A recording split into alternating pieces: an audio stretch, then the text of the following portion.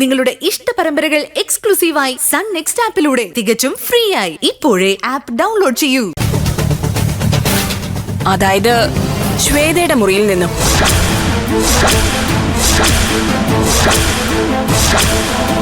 എന്റെ മുറിയിൽ നിന്നോ? മൈ ഗോഡ്, സത്യമായിട്ട് എനിക്കൊന്നും അറിയില്ല മാഡം. അതിന് തന്നോട് ഞാനൊന്നും ചോദിച്ചില്ലല്ലോ. കൊള്ളാം, ശ്വേത നല്ലൊരു ബെസ്റ്റ് ആക്ടറാണ്. നല്ല ഭംഗിയായിട്ട് അഭിനയിക്കുന്നുണ്ട്. അയ്യോ മാഡം, എനിക്കറിയില്ല ഈ ഫോൺ എങ്ങനെ എന്റെ മുറിയിൽ വന്നു. വേണമെങ്കിൽ പ്രൈമറി എവിഡൻസിന്റെ അടിസ്ഥാനത്തിൽ എനിക്ക് തന്നെ അറസ്റ്റ് ചെയ്യാം.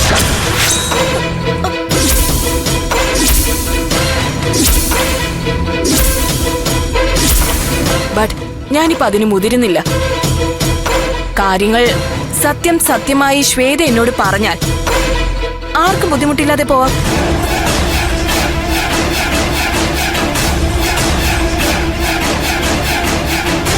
അല്ല, താൻ സത്യം പറയുന്നൊന്നും ഞാൻ പ്രതീക്ഷിക്കുന്നില്ല. എന്നാലും പോലീസ് മുറി ഉപയോഗിക്കാതെ ഒരാൾ സത്യം പറയാൻ തയ്യാറായാൽ അതിനല്ലേ പ്രയോറിറ്റി കൊടുക്കേണ്ടത്?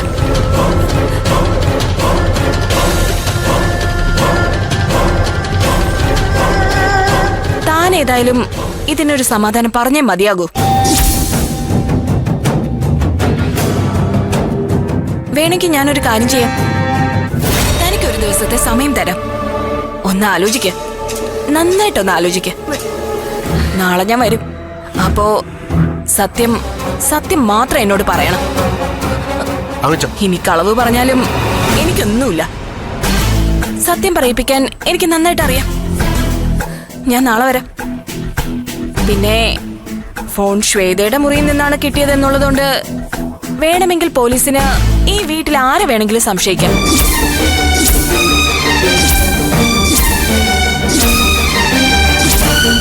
കാരണം ശ്വേതയുടെ മുറി നിങ്ങളുടെ വീട്ടിനുള്ളിലാണ് എന്നതൊരു ഫാക്ടർ തന്നെയാണ്.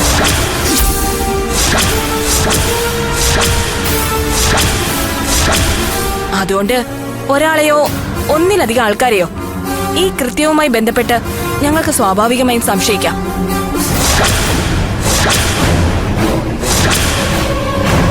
ഒന്ന് ഞാൻ ഓർമ്മിപ്പിക്കാം, ആരും ആരെയും രക്ഷിക്കാൻ ശ്രമിക്കരുത്. ശ്രമിച്ച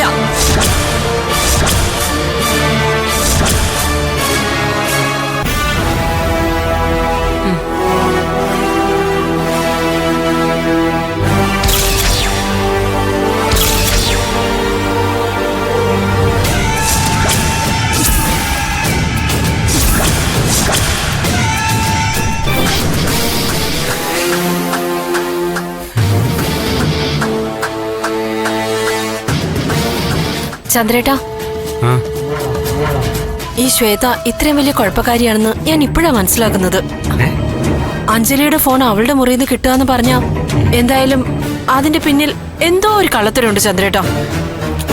ഈ വീട്ടിൽ നടക്കുന്ന പല കാര്യങ്ങളും നമുക്കൊന്നും വിശ്വസിക്കാൻ പറ്റുന്നില്ല ജലജെ. അഞ്ജലിയെ പോലെ ഈ വീട്ടിൽ സജീവമായിട്ട് നടന്ന ഒരാളെ പെട്ടെന്ന് കാണാതാവുക, ഇനി ഏതെങ്ങനെ വിശ്വസിക്കാൻ പറ്റും? ഇതിന്റെ പിന്നിൽ ആരാണെന്ന് എന്താണെന്ന് ഒരു പിടുത്തവും കിട്ടുന്നില്ല. ചന്ദ്രൻ എന്തൊക്കെയായി പറയുന്നേ? ഇതിന്റെയൊക്കെ പിന്നിൽ ആരാന്ന് ഇപ്പൊ തെളിഞ്ഞില്ലേ? ശ്വേത, അവൾ ഒരുത്തി ഇതിനെല്ലാം കാരണം. പോലീസ് അവളുടെ മുറിയിൽ നിന്ന് അഞ്ജലിയുടെ ഫോൺ കൂടി കണ്ടെടുത്തോടെ ഇതിലിപ്പോ ആരെ സംശയിക്കാനിരിക്കുന്നു? എല്ലാത്തിന്റെ പിന്നിൽ അവള് തന്നെയാ. അങ്ങനെ പറയാൻ പറ്റ ജലജെ. ഒരാളെ മനഃപൂർവ്വം കൊടുക്കാൻ വേണ്ടി ആ ആളുടെ മുറിയിൽ തെളിവുകൾ നിക്ഷേപിച്ചാലും പോരെ? അങ്ങനെ അവന് സാധ്യതയില്ലേ? ആ വഴിക്ക് എന്താ നീ ചിന്തിക്കാത്തെ? അപ്പോ ചന്ദ്രേട്ടൻ പറഞ്ഞു വരുന്നത് അഞ്ജലിയുടെ ഫോൺ മനഃപൂർവ്വം ആരോ ശ്വേതയുടെ മുറിയിൽ കൊണ്ട് വെച്ചതാണോ? ഒന്ന് ആലോചിച്ച് നോക്ക്, അങ്ങനെയും ഒരു സാധ്യതയില്ലേ? അങ്ങനെ ആ ഫോൺ ആ മുറിയിൽ കൊണ്ട് വെക്കണമെങ്കിലേ അത് ഈ വീട്ടിൽ താമസിക്കുന്ന ഒരാൾക്കല്ലേ പറ്റൂ. അതാരെന്നാ എന്റെ ചോദ്യം. ഇപ്പൊ ഇങ്ങനെയൊക്കെ ചോദിച്ചാൽ എന്റെ കയ്യിൽ ഉത്തരവില്ല. ചന്ദ്രേട്ടൻ പറയുന്ന പോലെ ഒന്നും അല്ല കാര്യങ്ങള്. എന്തായാലും ആ ദക്ഷ മാഡം അങ്ങനെ ബുദ്ധിയില്ലാത്ത ആളൊന്നും അല്ലല്ലോ. അവര് ശാസ്ത്രീയമായല്ലേ കേസ് തെളിയിക്കാൻ ശ്രമിച്ചത്. അല്ല, അതുകൊണ്ടല്ലേ ശ്വേതയുടെ മുറിയിൽ നിന്ന് ആ ഫോൺ കിട്ടിയത്. എന്തായാലും കതിരും പതിരും തിരിയാൻ അവൾക്ക് പോലീസ് ഒരു ദിവസം സമയം കൊടുത്തിട്ടുണ്ടല്ലോ. അവളാലോചിച്ച് ഒരു മറുപടി പറയട്ടെ. പിന്നെ ദക്ഷമ്മയുടെ ശ്വേതയോട് പറഞ്ഞിട്ട് പോയ വേറൊരു കാര്യം ചന്ദ്രേട്ടൻ ശ്രദ്ധിച്ചായിരുന്നോ? ആരെയും രക്ഷപ്പെടുത്താൻ ശ്രമിക്കരുതെന്ന്. എന്താ അതിനർത്ഥമെന്ന് ചന്ദ്രേട്ടന് പിടികിട്ടിയായിരുന്നോ? അഞ്ജലിയെ തട്ടിക്കൊണ്ടുപോവാൻ ശ്വേതയെ വേറെ ആരോ സഹായിച്ചിട്ടുണ്ടെന്നാ. അതാരാ? എനിക്കെങ്ങനെ അറിയാം? അത് വേറെ ആരുമല്ല, നിങ്ങളുടെ ഏട്ടനാ. അതെ, ഈ ദക്ഷ മാഡം ഈ കേസ് അന്വേഷിക്കാൻ ആദ്യമായിട്ട് ഈ വീട്ടിൽ വന്ന ദിവസം നിങ്ങളുടെ ഏട്ടൻ ടെൻഷൻ അടിച്ചത് നിങ്ങൾ ഓർക്കുന്നുണ്ടോ?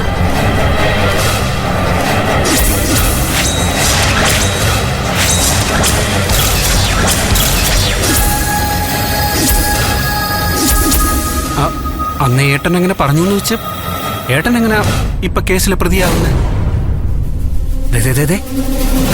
നീ ആവശ്യമില്ലാത്ത കാര്യങ്ങൾ പറയരുത് കേട്ടോ. ഞാൻ പറഞ്ഞ സത്യമാണ് ചന്ദ്രേട്ടാ. തെളിവുകൾ സഹിതം ശ്വേത പിടിക്കപ്പെട്ടിരിക്കുന്നു. ശ്വേതയാണ് ചെയ്തെങ്കിൽ ഉറപ്പായിട്ട് ഇതിന്റെ പിന്നിൽ പ്രവർത്തിച്ചത് രാജേട്ടനല്ലാതെ പിന്നെ വേറെ ആരാ? അഞ്ജലിയെ മരുമകളായി അംഗീകരിക്കാത്ത ഈ വീട്ടിലെ ഏക ആള് രാജേട്ടൻ തന്നെയല്ലേ? ശ്വേത വിക്കിയുടെ ഭാര്യയാകണമെന്ന് ആഗ്രഹിച്ച ഏക വ്യക്തി ഏട്ടൻ തന്നെയല്ലേ? പിന്നെ സാമാന്യ ബുദ്ധിയുള്ള അരി ആഹാരം കഴിക്കുന്ന ആർക്കും ചിന്തിച്ചാൽ മനസ്സിലാകുന്ന ഒരു കാര്യമല്ലേ ആ ദക്ഷ മാഡം പറഞ്ഞിട്ട് പോയത്? നീ ഇതിപ്പോ എന്നോട് പറഞ്ഞത് പറഞ്ഞു, വേറെ ആരോടും പറയാൻ നിൽക്കണ്ട കേട്ടോ. എന്തായാലും യാതൊരു പ്രലോഭനത്തിനും വഴങ്ങാതെ സത്യസന്ധമായ കേസ് അന്വേഷിക്കുന്ന ആളാണ് CI ദക്ഷ എന്ന് ഞാൻ കേട്ടിട്ടുണ്ട്.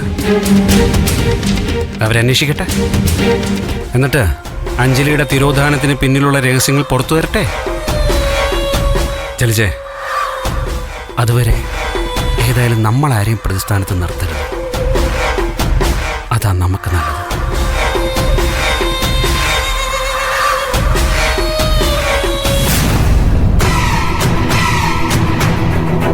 സ്വന്തം ഏട്ടന് പറഞ്ഞപ്പോ അങ്ങേർക്ക് പൊള്ളിയത് കണ്ടോ? കേസ് അന്വേഷണം ഈ വഴിക്കും പോവുകയാണെങ്കിൽ ശ്വേതയ്ക്കൊപ്പം രാജ്മോഹനം അഴിയെണ്ണും.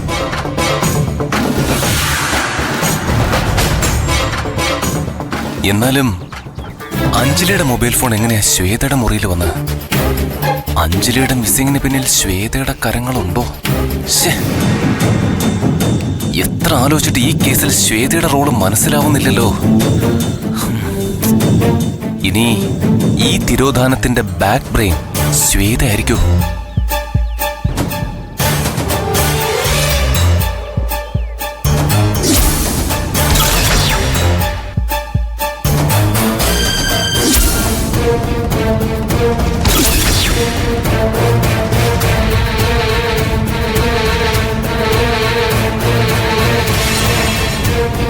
മോനെ വിക്കി,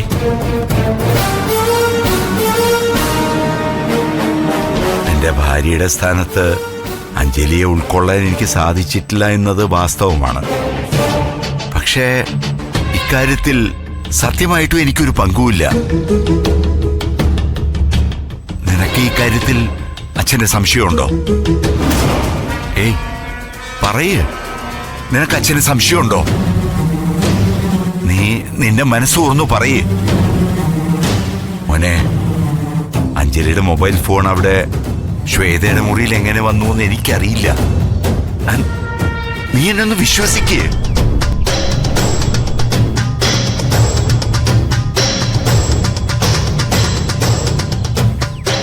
നിന്റെ ജീവിതത്തിലേക്ക് അപ്രതീക്ഷിതമായി കടന്നു വന്ന അഞ്ജലി എങ്ങനെയെങ്കിലും ഒന്ന് ഒഴിഞ്ഞു കിട്ടിയിരുന്നെങ്കിലെന്ന് എന്റെ മനസ്സ് ആഗ്രഹിച്ചിട്ടുണ്ട്. അത് സത്യം തന്നെയാ. എന്നാ നിന്റെ ജീവിതത്തിൽ നിന്ന് അവളെ അപായപ്പെടുത്തി ഒഴിവാക്കാൻ മാത്രം ഒരു അസുരനല്ല നിന്റെ അച്ഛൻ.